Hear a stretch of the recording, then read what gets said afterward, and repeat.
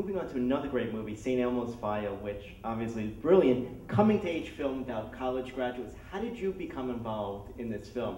Was it just a dry casting call? How did you become involved? I had met Joel Schumacher, the director, for a movie he did, a terrible movie he did before that called DC Cab, and I'd gone into audition for it. Bill Maher's first movie. I rest my case. And anyway, Joel remembered me, and when they had St. Elmo's Fire, he called and asked me to come in and audition. So I did, and I went and auditioned, and he wanted to hire me, but the studio was like, no, I mean, who? And because I'd only done a couple movies. I did a movie called Class, which didn't do that well, and then I did a movie called Heaven Help Us, which I loved, and that didn't do any business. And then, so the studio didn't want me, so Joel said, no, this guy's great. He's really kind of quirky and interesting and kind of neurotic, and you really like him.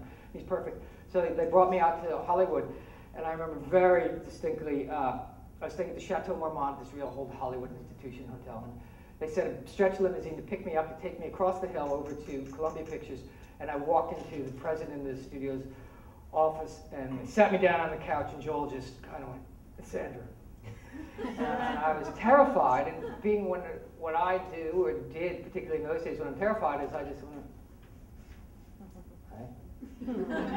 and I did not realize it was my, do your thing. And I just kind of sat there. And after about 10 minutes, the studio executive said, yeah, well, let's thank this young man for coming over. And I left, and I remember they called me a taxi to get back home. I was driving home over in this taxi, and I'm like, wait a minute, an hour ago I was in this stretch limo, and I was going to be in movies, and now I'm like this loser in the back of the taxi.